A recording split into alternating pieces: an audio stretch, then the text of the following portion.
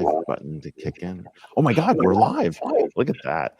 You are here in the biggest green room ever assembled at DisrupTV. And more importantly, I'm here with my awesome co-host, Vala Asher, and co-founder of DisrupTV, and Elle, our amazing producer. But more importantly, we are here with 6 of our authors and 1 of our favorite fans of DisrupTV. And I'm going to introduce everyone in order, not necessarily order of appearance, but just to get everyone in here. Scott, where are you coming in from? What are we talking about today? Coming in from Boston, Massachusetts, and talking about epic disruptions, always. Always, all right. And Steve, welcome here as well. What are we coming in, and what are you talking about today? So coming in from New York, but soon on the way to Cape Cod, and we're talking why honing is superior to transformation.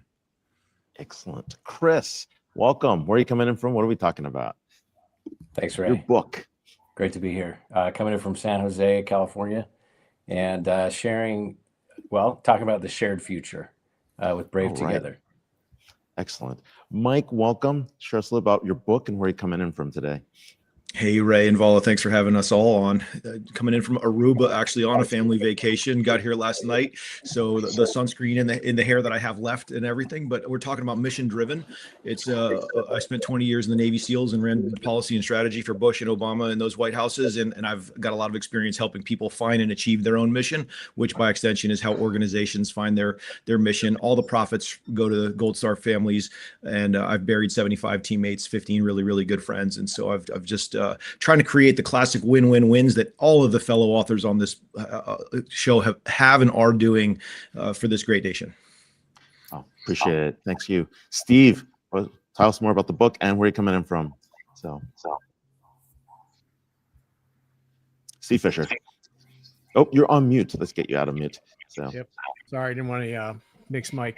Coming in from Boston, Super Shifts is the book. So I am doing a lot of things around the future, as we talk about.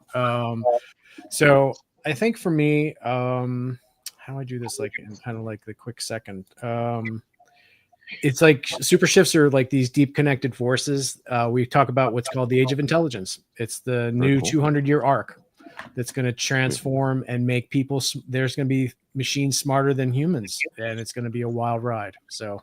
All right, we'll get to that in the show. So awesome. Goldie, where are we coming from? What are we talking about today? Hi, everyone. Coming in from Los Angeles today. And today we're going to talk a little bit about personal branding for introverts. So pretty self-explanatory. Definitely about how you can build your brand and your career as an introvert. And I think on our last chat, it was very surprising to, I think, everyone listening that Vala is an introvert. That's awesome. We actually both are introverts, I think, in a very unusual way. Yes. All right, and Gurvinder, where are you coming in from? I'm coming in from New Jersey, Ray and Vala. I'm the super fan, I guess, because I've heard almost all the episodes and read almost all the books that we are honoring today. So thank you. Keep these coming. I love listening to you speak to these authors, what actionable insights I get, and I work for a company called Altimetric. We're all about the AI first future, and trust me, all the recommendations and talk and books are helping me build the brand for Altimetric. Thank you for having me. And Gurvinder's been responsible for a lot of these LinkedIn posts. So with this, Elle, take it away. Let's do the count. All right, 3, 2, 1.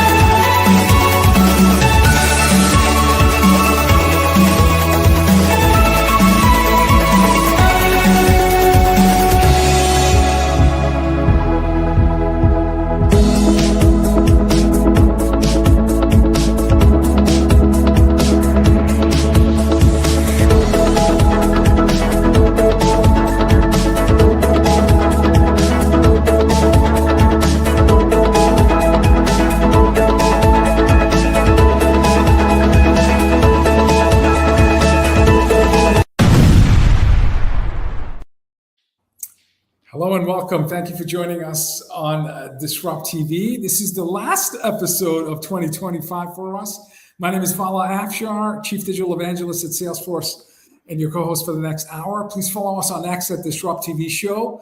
It's my pleasure to introduce my co-host, Ray Wong. He's the CEO and founder of Constellation Research. He's the best-selling author of Everybody Wants to Rule the World. Listen, this is a book it's with me all the time.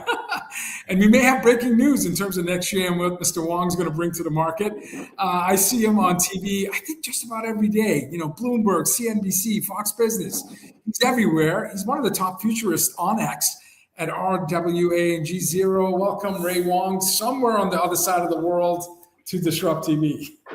Live from Taipei, Taiwan. Hey, thanks a lot, Val. Val is the Chief Digital Evangelist at Salesforce, but he's also the author of multiple books, including Boundless and Autonomous, a new insight for unlimited business success, and a #1 seller on the business. Autonomous is also one of the ways to think about where the future is headed and where business is going to go next. And of course, he's also on his trifecta. So we'll talk more about that one of these days. But executives around the world, basically listen to every one of his inspirational and innovative tweets. And when he's not speaking or keynoting at events for Salesforce, he's also out there on Bloomberg, ABC, other news outlets, and of course, writing about insights on ZDNet. But it's not about us. We've got an amazing lineup here today. Let's go for it, Vala. We do, Ray. We've been on the air for 10 years. And we started accounting for how many authors, how many best-selling authors, how many incredible, brilliant minds we have on our show. And when I looked over the last 3 years, thank you, Elle, for providing all the stats for me, our world-class producer. We've had over 210. We featured over 210 books, and many of the books are multiple authors. So several hundred authors, co-authors on the show. And this year, we're highlighting the top 25 books of 2025.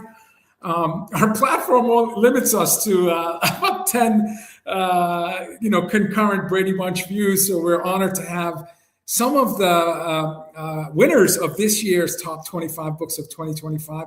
So Ray, with that, we just wanted to ask a couple of questions of these incredible, brilliant authors, and then let them go about their, hopefully, weekend into a holiday. And then Ray and I can formally list the 25 books. But for now, Ray, the floor is yours, and let's engage with our amazing, brilliant author community. Let's do it. Let's stop with the top left corner of the Hollywood squares here. Scott, Anthony, tell us a little bit more about your book real quickly, and of course, what you wish for in 2026.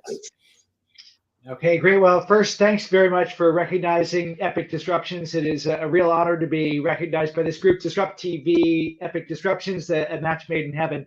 I would say the key thing in the book, disruption changes the world for better and sometimes for worse. The line goes, history may not repeat, but it certainly rhymes. You study the deep historical stories that are in the book. They are timeless, but they give you timely lessons for the fiercely urgent moment that we're in right now. My wish for the world is pretty simple. There's a lot of fear out there about disruptive change. I would love for it to be replaced with fun. I would love for the world to approach disruption with a glint in its eyes, a smile on its face. Go play around and see what happens. That's my wish. That's amazing. Thank you so much. It's an amazing wish. Thank you for being out here. And of course, we're going to move, definitely check out the book, everybody. An amazing book, one of our Thinkers 50. Steve, tell us a little bit about your book and, of course, what you wish for 2026. Well, our book is all about an alternative to the transformation epidemic that we see in business today. Most transformations fail, and we think they fail because they are hard, risky, and you know what? People don't like massive amounts of change on an ongoing basis. So we think a superior method to running your organization versus reliant on transformation is relying on honing. Honing comes from the culinary world, and chefs hone their knives every time before they use them, before they cook. And the reason they hone them is not to sharpen them every time, because sharpening removes steel from the blade. It actually leaves the blade more brittle than before. And that's what transformation does to organizations. Honing instead realigns the steel so that it sharpens in the way it's meant to sharpen the last time. And so businesses are faced, as Scott rightly described, with all kinds of disruptions on an ongoing basis. They need to make sure that they're continually honing their organization so that they're delivering against their mission. And we think that CEOs need to be the lead designer of the systems that enable that honing, and not just the visionary and inspirational leader that they're often intended to be. So that's the message from home from my co-author Jeff Tuff and me. And what do I wish for in 26? I wish for an increasing amount of debate and respectful debate in our public discourse. I think that one of the things that we can use more of is great ideas debated in a super respectful, friendly, and spirited way, where we're not debating our friendships or our relationships, we're debating ideas. And I think when we get to that, the world gets to a better place. Amen. That's awesome. That's awesome. Cool. Yeah, let's here we go. Let's see here. Goldie, welcome. Here we go. Let's get you here and pop you in. Tell us a little bit about your book, and let's see if I can move these things. Here we go. Wow, I'm having a tough time moving Goldie in here. There we go. Okay, Goldie, go ahead. So, hi, everyone. welcome. Tell us about the book and your wish for 2026. Yes, this is my book, Personal Branding for Introverts, and everyone has a personal brand in this day and age. So if you are on social media and you're talking about your work, or even if you're talking about your friends and family, so many people have a personal brand, and by relation, a reputation that they're not always managing. So my book is really that initial primer to get you off the ground, to start thinking about your personal brand and building your personal brand in 2025. And now we're very close to it, 2026, which is wild to think about. So it's a very helpful guide to think, how are you showing up online? How are you showing up offline? I think so many of us are constantly in conferences, constantly in meetings, constantly talking to other people. And it goes far beyond introverts, of course, but I hope that it is an incredibly helpful primer for those that feel a little bit more reticent to be out there and be loudly screaming what their brand is. And I have to say that my hope for 2026 is a hope for all of us. I know that this past year was a very heavy year, so I hope that for all of us, we have more joy, more wonder, and more hope in the new year. Thank you, Goldie. Thanks a lot, Goldie. Some great thoughts there. Chris, tell us a little bit more about your book, what you're thinking about, and of course, 2026. Great. Thanks, Ray. Vala. Gurvinder, our super fan. Got to make a call out there. We're excited. I'm excited really about the future. And, I think each of these wonderful authors have shared perspective about what we're up against and some of the challenges with all the disruption in the world. And, the answer isn't work harder, work smarter anymore. That's not enough. And we're interested in, what can we as human beings do that AI can't do? And how can we co-create with AI? How can we co-create with each other and partner with each other, and be better leaders and be the most innovative teams that are building the best products, the best services together. We've studied and worked with teams at Apple, creating AirPods, going from zero to what we see as a $24 billion business, but more importantly, a product that people love. And with Apple, watching being part of the transition with Pixar. To bring this brain trust mentality into how Disney did their work, and moved into different properties with Star Wars and creating things that were really unique and innovative. And we've seen it in NBA teams that are the most successful, and in college too, where it's all about the team these days. And the future is the team. The future, the wave that we're riding now, whether we know it or not, whether we recognize it or not as leaders and teams, is not just a wave. It's not about efficiency and effectiveness anymore. Those are still important, but it's about co-creation. And how are we going to build the future together in meaningful ways? And so my hopes for the future are that we can do that we can lean into our creative sensibilities, and not just the science of it, but the art of it as well, and collaborate better at a higher level, partner with each other, and build the future together. I love it's that. amazing The brave thoughts there. create abundance. I love that. I love that saying behind you, Chris. Thank you for being brave. Thank you. Brave Yes, together. thank you. We're brave together. There we go. Mike, share us a little bit about your book and, of course, your thoughts for 2026. And I love that blue sky and cloud behind you. It looks awesome, man. So does he. Oh my He God! wants to go Look in at it. the water. Look at the water. Yeah. Ray and Vala, thank you for having me. It's a pleasure. Hey, my book, Mission Driven, is a book that's really at its core about helping individuals and organizations find their own missions and achieve their purpose. The subtitle is The Path to a Life of Purpose. I wrote my first book. It came out in 2020. I thought I'd never write another book. Checked that box, felt great. But I had so many follow-on conversations with people asking me questions like, hey, what does purpose really mean? What does meaning really mean? How do you practically think about that? And having lived a life of 20 years in the Navy SEALs, running defense policy and strategy for Presidents Bush and Obama, and then doing things like being the COO of VMware, going through a large transformation, I've had a bunch of, like I describe as thousands of once in a lifetime experiences. I've been privileged. I'm called to kind of at this point share and give back. And so ultimately, that's what Mission Driven is. I'd say really a super quick anecdote that highlights the spirit of the book is that my wife and I never asked our daughter what she wanted to be when she grew up. We always said, who do you want to be? And that who is so much more important because the what is some sort of a role or an identity that actually isn't the most important. It's how do you want to treat people? What's your work ethic? What's your integrity? How do you want to stay calm when things get hard? Like that's who you are. And I think that that's the thing that transcends across careers. And so ultimately, it is about finding your own mission. I don't have the answers for you. We're all motivated and inspired by different things, and that's a beauty.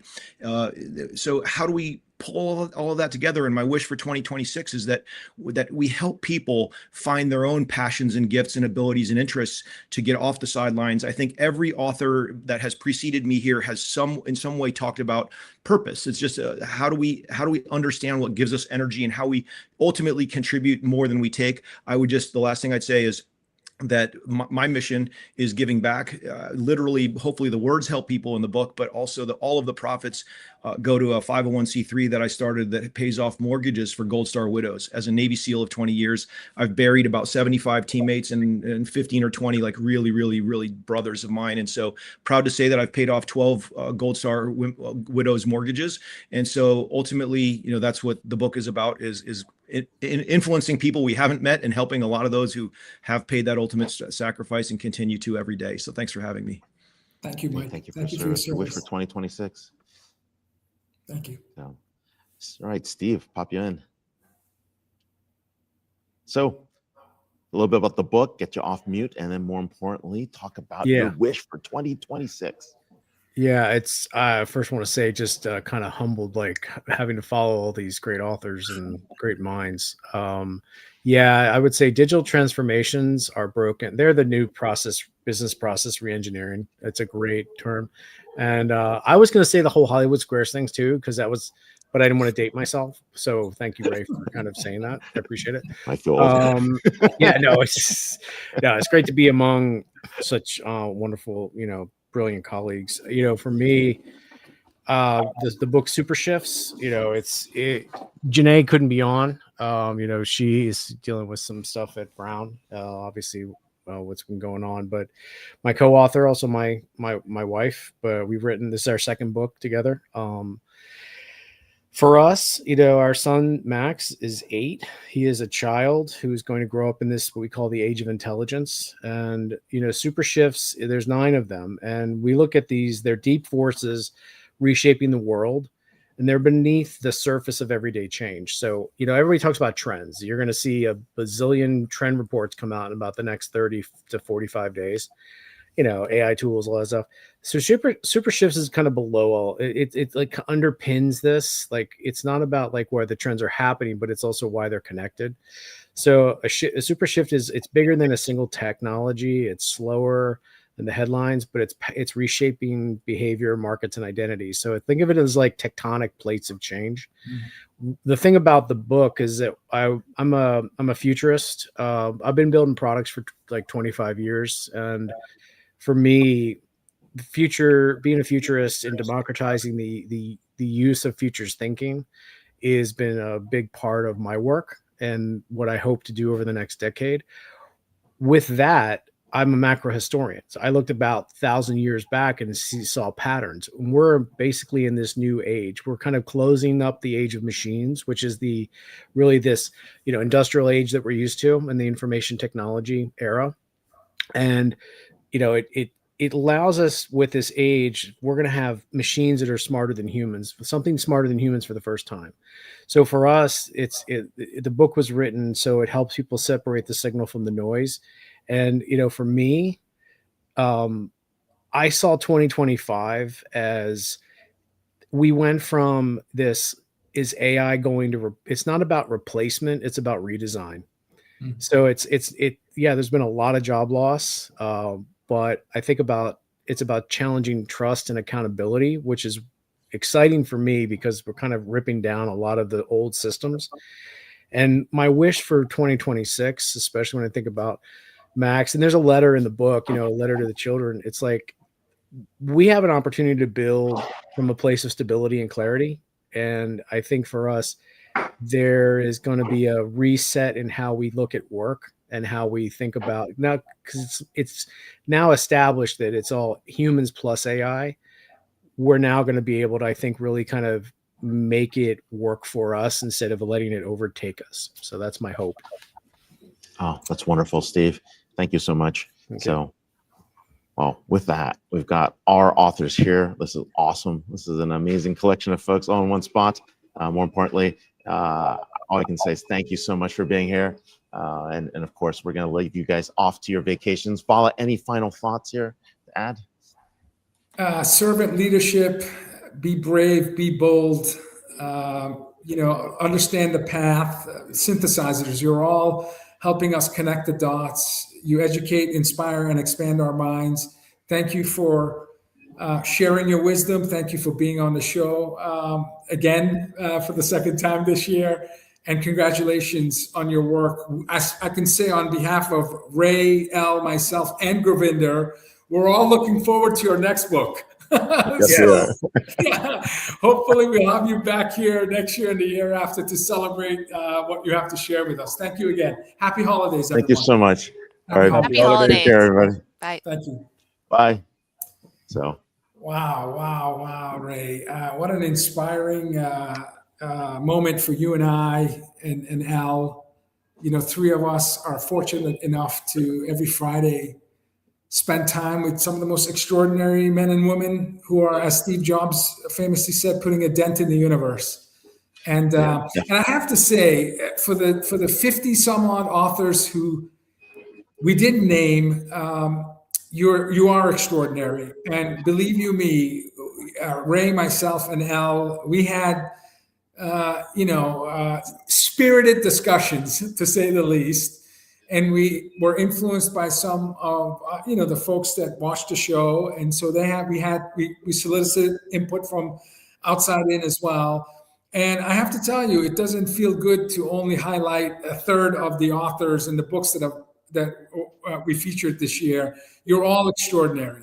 You're all extraordinary.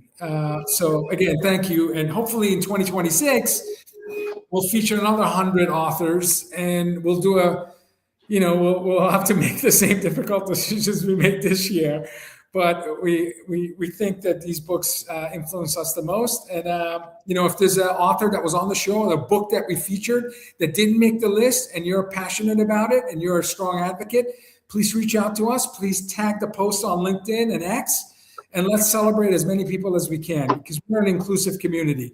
So, it's not something Ray and I typically do, which is filter down the extraordinary people that come on our show. But we did this time. Anyway, Ray, let's. Are we going reverse order? Or are we going just in random order? What have we decided? Let's go let's go with the order we have. All right. And Sounds we'll good. try to spend less than a minute per each, because we got 25 to cover in the next 30 minutes. So if you don't mind, it's going to be so fast. I don't know how we're going to do it, but I don't know either. We might just and then we're going to bring Gravinder back in for his picks as well. Yeah. So I'll be as fast as I can be. So you heard Mike Hayes on the show, and again, this is it's not in alphabetical order, it's just a random order, but Mike Hayes, Mission Driven, The Path to Life of Purpose.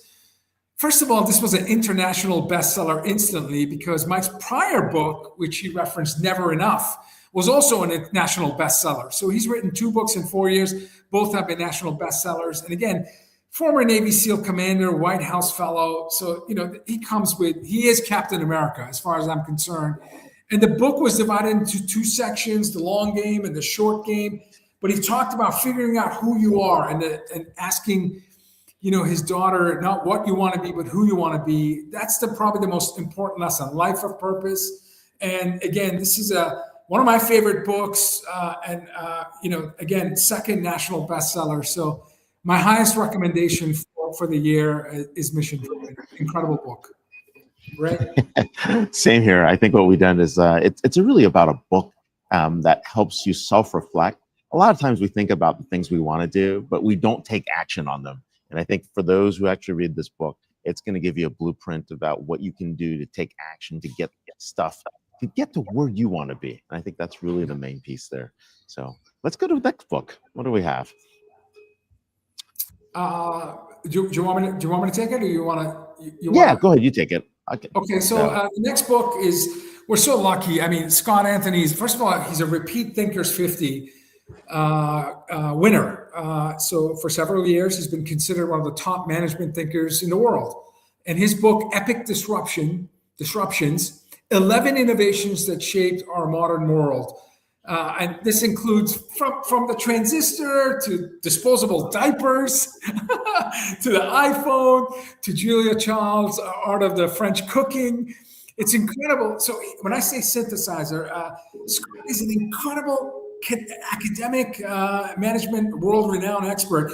But the way he connects dots, from gunpowder to generative AI, these 11 incredible disruptive innovations give you a sense of, how ideas are born and how we can anticipate disruption in the future. And there's incredible references to artificial intelligence throughout the book, which is, again, not surprising. But he's one of the top management experts in the world, Thinkers 50 recipient, and a multi-best-selling author. So again, an incredible book. If you want to be a historian of innovation and technology and disruption, this is a must-read. Yeah, and I definitely agree with you. But and I think, we oftentimes try to create something that isn't there about a disruption or wave. And I think what this does is put perspective on the depth of what that disruption is. For example, and I'm gonna pick on one just for fun, because I love picking on this one, is the 4th Industrial Revolution. Like, it's like this big, right? Compared to what was going on with the Ice Age. Okay, that's all different stuff, right? And so AI is going to be one of those that's an epic disruption for a long time, right? And so that's kind of the thing that you learn, is really trying to understand the lessons learned from each one of these in terms of what people did, how they embraced it, what were the business models, what were the second, third, fourth, and fifth order effects. And that's what I got out of Epic Disruptions. So amazing analysis. Let's move to the next one. I believe it's the Existing Market Trap, if that's correct. Yeah, Christopher Lockett, one of the co-authors of The Existing Market Trap. First of all, Chris is like a 13-time best-selling author. So, anything he writes, he's got an incredible audience. He's got the #1 podcast on all the channels, business podcast. And for those of you who watch Disrupt TV, we've been featuring Chris's best-selling books for years. And this was the prequel to Play Bigger, his previous bestseller. And the thesis in this, in a nutshell, is that most companies don't fail because they build bad products. They fail because they don't build beliefs. They build something new and the market compares it to something old. They follow the classic playbook, end up playing the game that they didn't design. He's a category design expert. So companies misunderstand, miscategorize, and eventually they stall. And so in The Existing Market Trap, he talks about the invisible forces that kills companies and careers and portfolios. So I recommend this book if you're right out of college and new to the workforce, or you're a CEO of an established company or a founder of a unicorn. This book applies to all in terms of how to think like a pirate, how to be a category maker and designer. And it's an amazing book from a 13-time best-selling author. Yeah, and the thing to remember about the existing market trap is almost every company we know right now is caught between two S curves. So what they have today, and think about this, you have a subscription per seat model in software, and you're about to go to an outcomes-based model. You have a normal business that's suddenly becoming digitized and taking to the next level of autonomous or being an AI-driven company. Those are market traps. And if you try to describe your company in all the old terms, you miss out. And I think that's what's going to be so important as we make that next transition. And this is definitely a must-read book.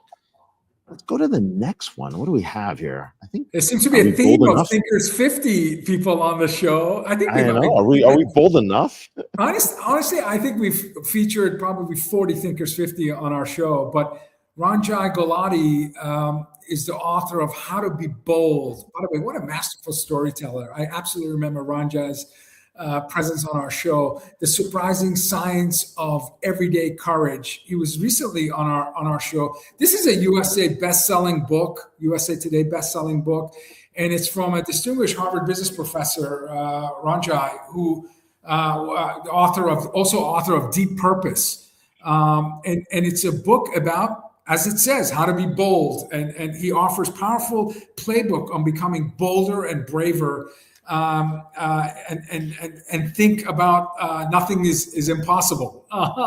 And we had Chris on the show talking about courage and being bold. So there's a theme, when you're in a convergence of uncertainty like we are, whether it's political uncertainty, climate, war, tariffs, emerging technologies, new business models, it's critically important for us to have courage, to have servant leadership like Mike Hayes reminded us, and to be bold. And so this is an incredible book, and Ranjai is an incredible storyteller. So highly recommended book and one of our top recommendations for this year. It is, and you've got to read the foreword. I think the foreword was amazing. Dalai Lama. I believe it was the Dalai Lama was the foreword for this one. Yeah. And I think the lesson here is courage is something that can be learned. Courage is a behavior that you can continue to repeat. It's not something that is inherent for folks, but it's something that can be learned. And if you read anything or get anything out of the book, that's what I would focus in on. So, yeah, absolutely. But not only can we be bold when we go to the next book, we can all be brave together. Brave together. So absolutely, the spark can come from you, but the flames, the heat, and the energy comes from the community. And Chris Deaver and his co-author have talked about, Ian Clausen, talk about brave together, lead by design, spark creativity, and shape the future with power of co-creation. Brave Together, it's a powerful book that can transform lives of leaders and creators and anyone who's looking to shape the future. Marshall Goldsmith, who's considered by many as the #1 executive coach on earth, said Brave Together was groundbreaking. He noted, get ready to be inspired and join the co-creation movement. This is Marshall Goldsmith. So when I found Brave Together, it's a kind of a deep exploration of how we can live and lead as co-creators. And Chris talked about what he did at Apple and at Disney and some of the most, successful companies on earth. And it's not about command and control. It's about co-creation. And it starts with having, confidence in yourself. And in the book, you talk about hero sacrifice and becoming the future. But ultimately, the message is together is better. And it comes from one of the most creative thinkers in the world. Yeah, I think when we think about teams and we think about how teams remain creative over time, this is one of those books that helps you understand that process. And it starts at the individual level and it talks about how you bring that into the group level. I was really surprised by reading the book because one of the things I learned, more importantly than anything else, is you can actually shatter the shark tank. And I think that was one of my favorite chapters in the book because it really does talk about what people do on the outside versus what they do on the inside. And then more importantly, I think that co-creation of supercharging that culture. It's really important. Once you get that spark in place, people have purpose, they align to that mission, and they get to where they need to be. So wonderful book. And actually, I love the flow of how they were doing this today. So the next book is awesome. When we think about, now we're braver together, and what do we have? There seems to be a thread This is actually that pretty well connects done these here. books.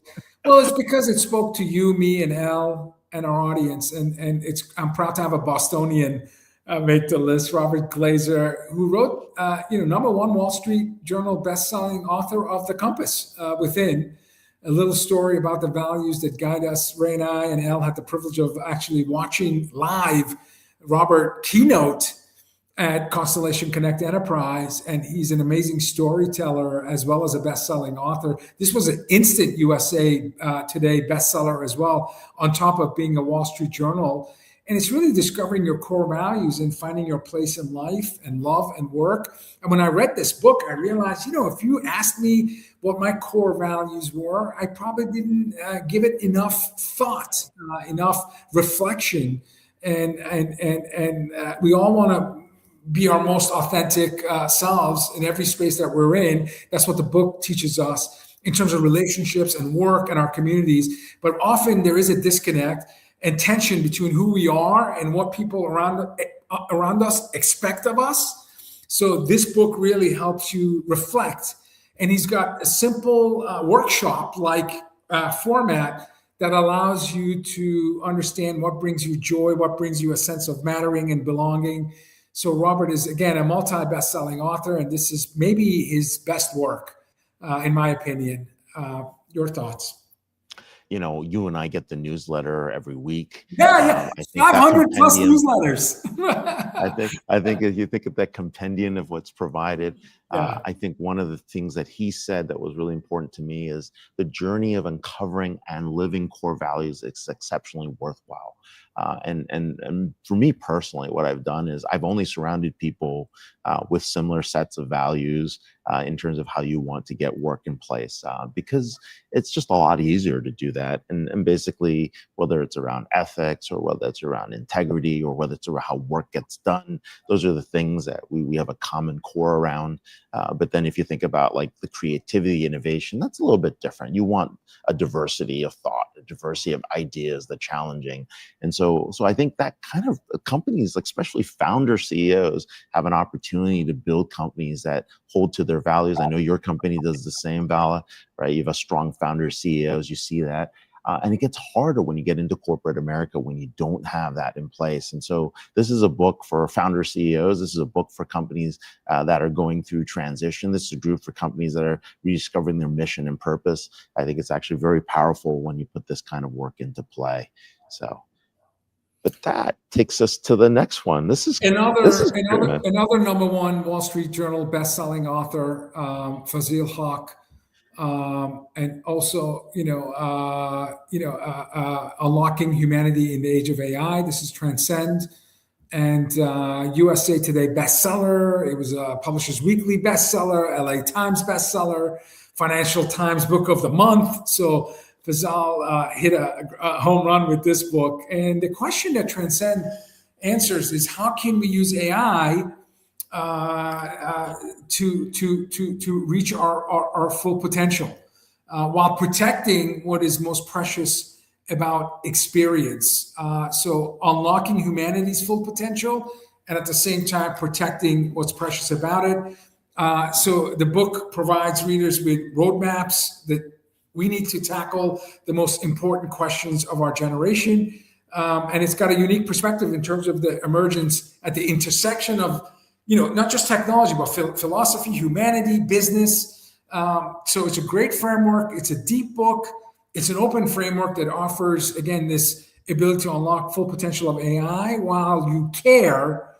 And the framework is called CARE, protecting against any dangers it may have. So it's a forward-looking book. And again, as you know, being one of the top futurists in the world yourself, we have to maintain a beginner's mindset. We have to recognize that this is unlike anything else we've experienced in our lifetime. So it's important to transcend.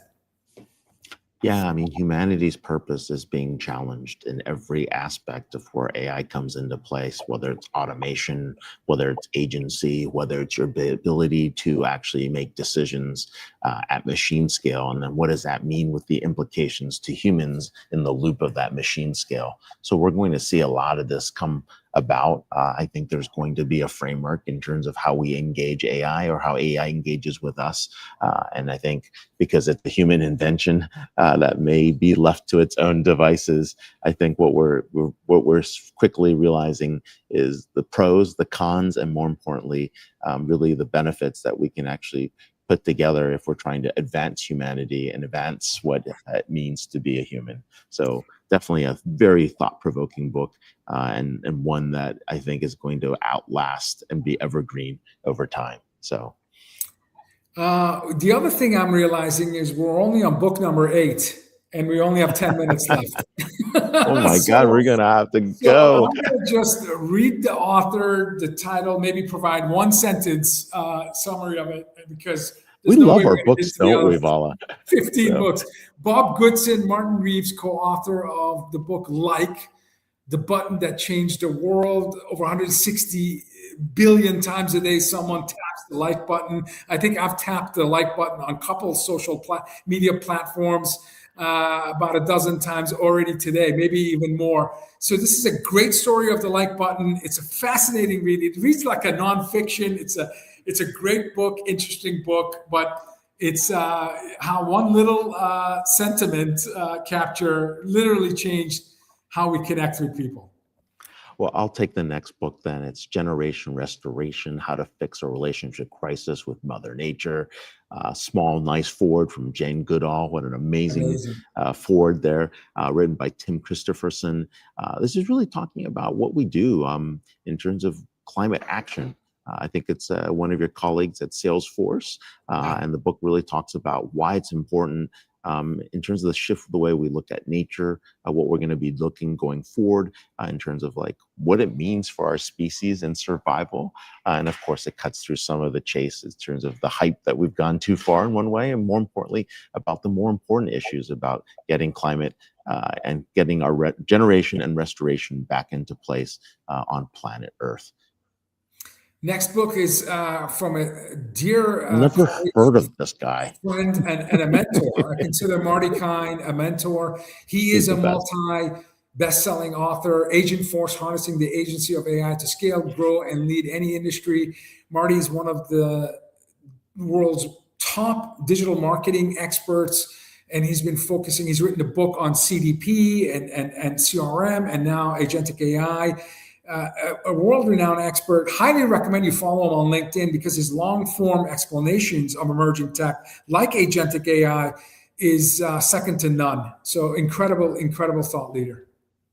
Yeah, and Marty Kine is definitely an amazing individual. If you ever get a chance to speak with him, he is one of the best in terms of creativity, innovation, and quite a wit in terms of humor. So let's go to AI first. A great book from the Seattle duo. I think one of those guys worked for Starbucks, and the other one worked for, I think Andy Sack worked for Satya Nadella. What they're basically talking about is the massive change that's going to happen for businesses and brands in terms of future-proofing your business in this space. I think it's really important to think about this book as a brand Bible for organizations that are trying to figure out what they're going to do next once we hit a world fully embraced in AI, and what that means not just for things like your search, your optimization, but really how fast you actually have to move in the future, and more importantly, what you do in a world of AGI. So, the next book, two co-authors, Jeffrey Hall and Margaret Moore, and both are Thinkers 50 award-winning coaching thinkers. Again, The Science of Leadership, 9 Ways to Expand Your Mind. There's self-orientation that's discussed in the book that speaks to being conscious, authentic, agile, focus on relationships and positivity. So at last, everyday leaders can put the science of leadership into action every day to model, inspire, and empower others to perform at their best. Extraordinary book, and critically needed in a world where all work is going to be teamwork. Let's go to Blind Spotting, I think this is a really important book by Martin Dubin. This is really about your ability to identify blind spots in terms of review. It's an amazing self-awareness book. And so you think about whether it's identity, intellect, emotion, motive, traits, or behavior. And it's a good way to think about how you can actually use that self-awareness to improve your leadership capability. The next book, Ruchika Malhotra, another Thinker's 50. Another Thinker's 50. What's Yeah, going look on at here? This is amazing. I didn't recognize the thread until we're reading, the authors. But Uncompete. This was one of Govinder's favorite books too, if I recall. Rejecting Competition to Unlock Success. It's a timely, transformative new framework for success from a sought-after strategist, speaker, and author. Again, Ruchika. And the need to compete is kind of ingrained in every aspect of our work and life, and it's often viewed as a positive. We're told it motivates us to be our best, but in this book you find that competition can cause more harm than good. Exhaustions, anxiety, burnout, and isolation from communities. So we should be thinking about shared success, and one way to do that is adopt a framework titled in this book, Uncompete, an extraordinary book that challenges dominant logic. Very much so. Millennial Samurai, the former attorney general for the state of Nevada, wrote this book for his kids. It's really about being able to survive and thrive in the 21st century. A lot of it is really about thinking critically, guarding against misinformation, being able to rapidly change over time. He wrote this book for his kids and the next kids after that and the next generation, really to give them the ability to have survival skills for the level of change we're about to face. So definitely worth a book. Strange enough, I actually met him randomly at an event in the middle of Four Seasons. He was talking about his book, and then that's how we got to know each other. So an amazing book, and of course, an amazing friend today. So. Yeah, great person. I had a privilege of meeting him, and he's terrific. Josephine Campbell, extraordinary person. Really enjoyed our conversations with Josephine. 12 tools for managing a selfish leader. Unlock authenticity for resilience. A book is based on true story, and the narrative in the book provides 12 essential tools for getting back to yourself to tackle selfish leadership dynamics. I remember talking to Josephine. I felt early in my career, perhaps I was a selfish manager. With age comes wisdom. So I wish I had her book when I started my career. But an extraordinary book based on real stories, and it's reflected as you read Josephine's book. Yeah, and we had a chance to talk to Steve Fisher earlier on super shifts. Dr. Janae Dwan and of course Stephen Fisher basically are talking about all these 200-year arcs. And as we enter that next arc, the age of intelligence, it's really going to change everything we do, not just our business, not just our society, but it's also political, legislative, economic, and of course, you're going to see impacts on the environment as we bring all these factors together. It's really important for everyone to think about what is going to be required to build organizations that will be resilient, global systems that are going to be there. What is our coexistence with technology? And of course, thinking about, is the singularity really coming here or is it not? So definitely a great book that touches upon all those aspects. And Dr. Janae, you're in our thoughts. Dr. Janae teaches at the engineering building at Brown University, where we had the horrific event this week, and some of our students were impacted. So, we're thinking about you, and hopefully you and the community will be at a better place over time. Our next book, Employment is Dead. What a thought-provoking title. Oh my. Perry Pisoni and Josh Dreen. And the book tries to, think about, with disruptive technologies on the horizon, traditional employment models are becoming outdated. So how will your organization adapt to these evolving landscape of work? And, the book Employment is Dead ventures into these unexplored territories and provides tools of tomorrow so you can, embrace these emerging technologies, but at the same time, amplify human potential. from collaborating in virtual spaces through digital avatars to managing transparency on blockchain. There's a combination, the combinatorial factor of these emergent technologies can help us figure out new working models and operating models. And Employment is Dead definitely speaks to fantastic set of scenarios that we should all consider. And the next book, Christopher DiCarlo, Building a God, The Ethics of AI. If you thought every one of your dystopian fears of AI was about to happen and what would happen next, Christopher's thought about it, really thinking about the layered impacts of what's happening with AI across all aspects of our lives, and more importantly, thinking about what happens. And this is just the same thing with when we thought about genetic testings and genomics and what we were going to do in biology. The same thing is about the ethical precepts that are going to be required for AI and for whom, and we're going to see what is going to be the governing requirements. So it's going to be an interesting debate. We're currently in a state of experimentation, massive experimentation. We'll figure out the rules later. This is a book that says, here are the rules that you need to think about later. The next book from another Thinkers 50 nominated recipient, Natalie Nixon, Move, Think, Rest, Redefining Productivity and Our Relationship with Time. It was Coach John Wooden, one of the most celebrated college basketball coaches. He said, go fast, but don't hurry. And when I read this book, it was a reminder that we're experiencing a human revolution, not just a tech revolution. And Dr. Nixon has a framework called MOTOR, MTR framework, which allows us to make time for strategic thinking and prevent burnout and build leadership resiliency and redefine performance for what she calls the imagination era. Because at this point in the age of abundance, you're only limited by your imagination and your talents and your culture. So move, think, rest. And sometimes in order to go fast, you got to slow down a bit. So great reminder. Great reminder.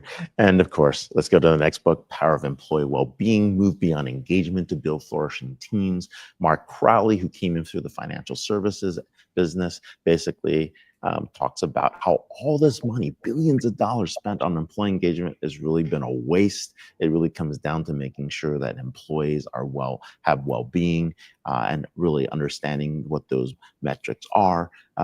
This came from a poll through Gallup, Harvard, and London School of Economics, and they talked about companies that actually had well-being had a 27% higher profitability and some other great scores. It's actually worth reading just for the Marshall Goldsmith forward as well, which is pretty darn good, but just something to think about. But an amazing book about what's required, especially as we become more selective with the humans that we actually bring on board.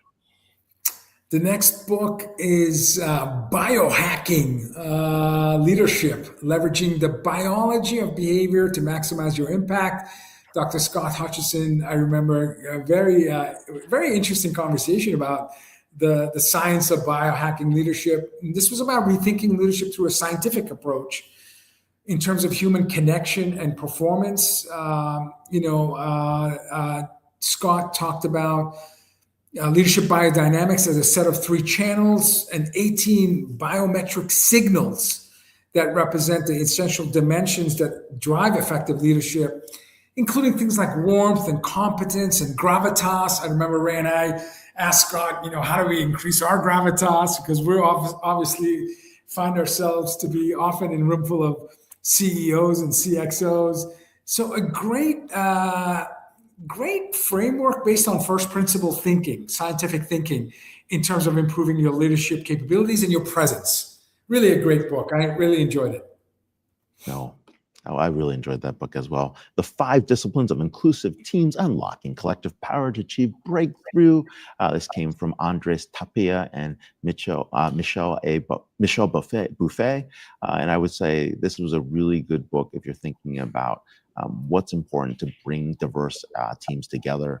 I think there were 5 things: power sharing, cultural dexterity, caring, connecting, and synchronizing. These were important to really bring these teams together, especially as you work with very, very different types of teams, different cultures in one place. And it's a good guide to actually get you to those inclusive disciplines. And of course, a good 5-step framework that's there. The next book, and we were had the privilege of having Goldie at the beginning, at top of the hour on our show, the personal branding for introverts. Of course, those of you who really know me as an introvert. Those of you who know Ray are probably surprised that he claims to be an introvert. No. But we both know that once we're in a large setting, we're shattered because of how taxing it is for us to do things like the show here as introverts. We love it, but at the same time, we struggle with it. And Goldie's book talks about personal branding. She was called the Oprah of LinkedIn, Oprah Winfrey of LinkedIn. She battled through incredible health event in her life, and her reflection on personal branding and helping and being others oriented and lifting humanity by leveraging the superpowers that introverts have is highlighted in the book. So she talks about how introverts can create memorable, recognizable personal brands without feeling the pressure to become someone else. And that's the thing I think that introverts struggle most is you want to be true to yourself. At the same time, you want to help others win. And by the way, labels are for jars. I don't mean to label anyone an introvert or an extrovert, but I know that I related to the book, and I appreciate Goldie's advocacy for all of us introverts. And then, of course, Hone, we talked about that last week, how purposeful leaders defy drift. I think the most important lesson from this book is the fact that if you're having to do disruption and massive transformation, you've already gone too far and you've actually drifted. And this is a book for companies that want to avoid that drift and leaders that want to make sure that they don't ever get into that area of drift. And so you learn from a whole bunch of disciplines on how these individuals avoid drift, and more importantly, moving every CEO to become a chief system designer, which is an important role. Oh my God, we hit 25. We actually did it. Yeah. And of course, the blog post is out, but we need to. I'm so glad that after 8, we both checked the clock, because we would have been here until midnight. If Govinder is on, please let's get him on. We are bringing him back on so we can actually talk about his favorite books. If you can share with us your favorite books, Govinder, and go ahead. And I'll talk about books that are not on your list. So, and you two are the dynamic duo of the industry. It's an honor to be here. The first one is, of course, Autonomous. And I will read something which my CEO read the book, and he's writing a blog. And let me read this for you, Vala, on what we feel. Vala, the digital evangelist at Salesforce, in his book Autonomous, emphasized defining question for enterprises is no longer whether to adopt AI, but whether they are willing to re-architect themselves around intelligence, learning, and adaptability. In his view, enterprise fitness is measured by adaptability, the ability to sense change, understand context, decide with confidence, and act continuously. This perspective resonates with what we see across our client base. Enterprises are not constrained by access to models or platforms.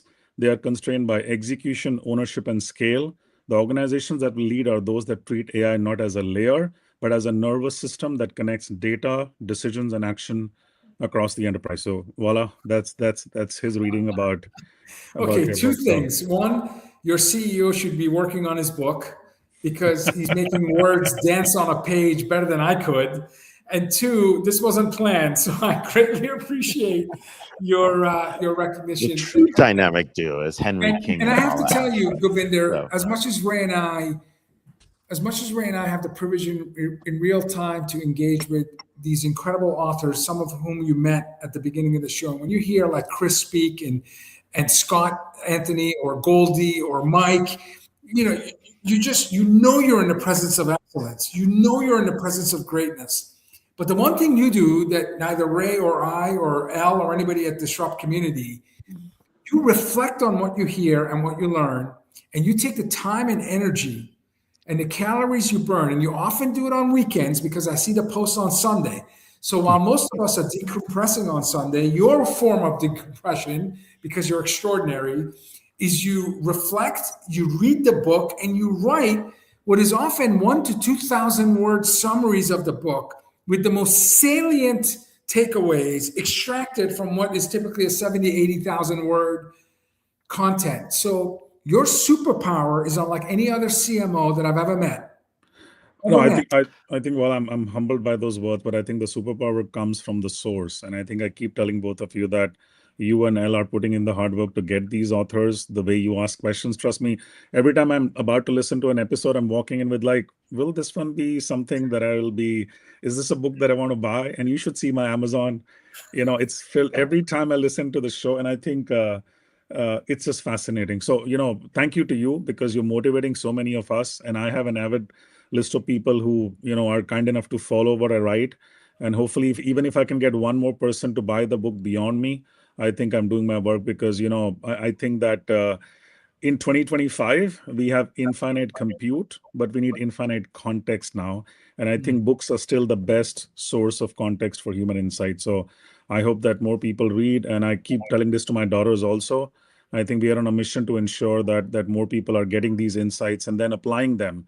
I think if I just listen to what you shared, I think if anybody wants to know how to better lead, how to be a better parent, how to be a better teacher, how to be a better performer, I think it's all out there. Just listen. I mean, at least listen to the episode.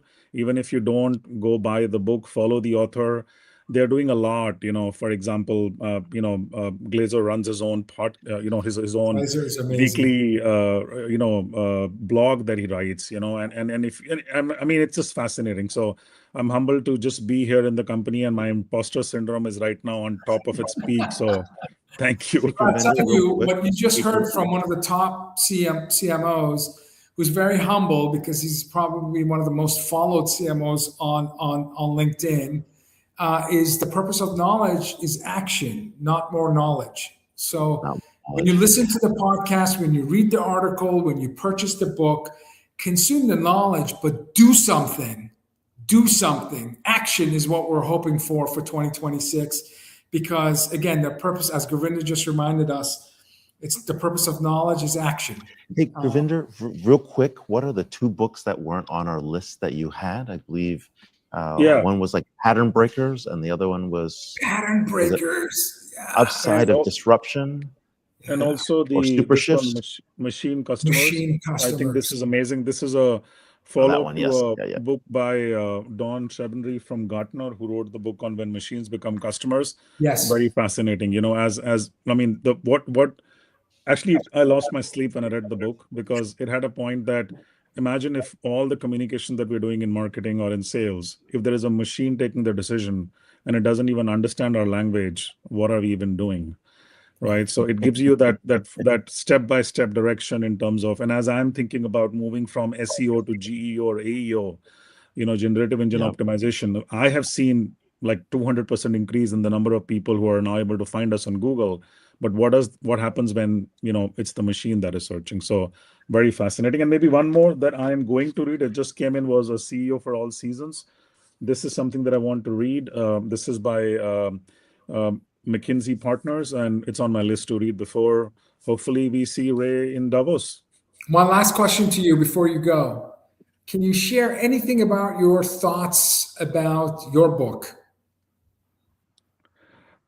Oh my God. I think don't have to, you may not have a title, you may be working on your thesis, but can we confirm that Govinda will have a book in the next 1 to 2 years?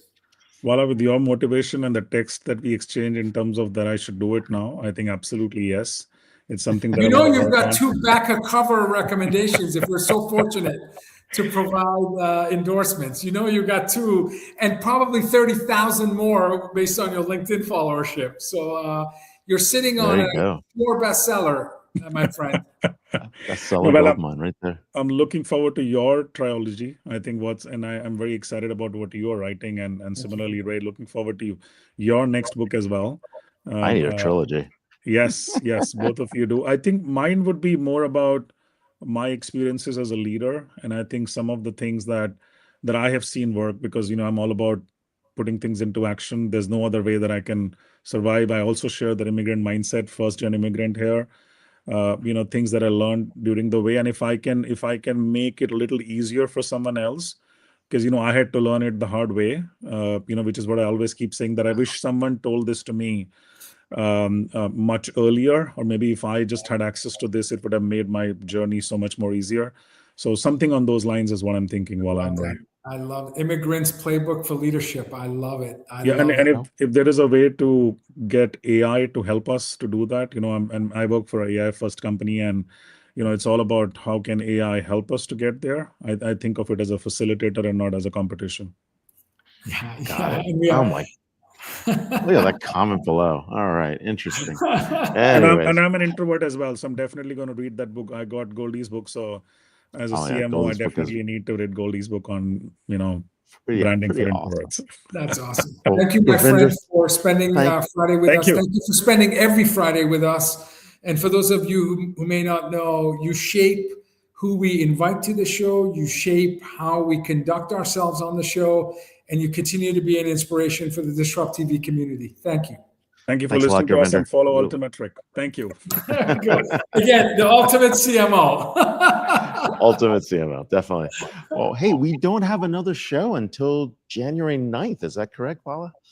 Yeah, no, it's true that respectful to our guests, who, as much as they would love to spend their Christmas, New Year holiday Friday with us, we will be off the air until the 9th. So that may be the longest stretch you and I have been away from each other in 10 years. I don't remember a 3-week hiatus. I know. We're getting close to 10 years. And of course, we're going to kick off January 9th with Vint Cerf, the chief internet evangelist at Google. He's the father of the internet, Dr. David Bray. And of course, Ken Bantz, founder and CEO of the Vanguard Network and author of Seeing Around Corners. So that will be January 9th. But in between, check out every one of our Disrupt TV episodes on YouTube. And of course, make your recommendations to Vala, Elle, and myself as to what books, what authors, and of course, what interesting concepts you would like us to cover in 2026. I would like to have Elle join us for a minute. I know we're a bit over time. I don't know. Elle, you want to jump in? So hello. Look at that. She's got books behind her. Look at that. Before I put you on the spot, first of all, thank you for being a world-class producer. I say this jokingly every other show. You do 95% of the work. Ray does 4%. I do 1%. Yeah. No. I don't see any vehement disagreement when I say that. So thank you. Thank you for all the work you do behind the scenes to make the show a success. It wouldn't be, Disrupt TV would not be what it is today if it's not for your work and efforts. Okay. And now we're on the spot. Is there a book that resonated with you in the last year that you want to share? And again, sorry to put you on the spot. You may just answer all 25 are amazing. Well, out of our list, I think my favorite was Goldie's, but I think one of my all-time favorites is How to Win Friends and Influence People. Yeah. I think that one's a good one, and it's a good one to come back to. That's an amazing. That's a classic. That's a classic. Yeah, classic. Like the 7 Habits. It's one of the Move My Cheese. It's one of those. It's one of those. Yeah. I love that. Yeah, Dale Carnegie, if I'm not mistaken. Yep, exactly. And we've had Joe Hart, CEO, president of Dale Carnegie, on our show last year. So, and he's carrying that torch of how to gain friends and influence. So thank you again for all that you do. And if it's Friday, it's Disrupt TV. We'll see you all in 3 weeks. Happy New Year, everyone. Thank you, guys. Happy New Year, everyone.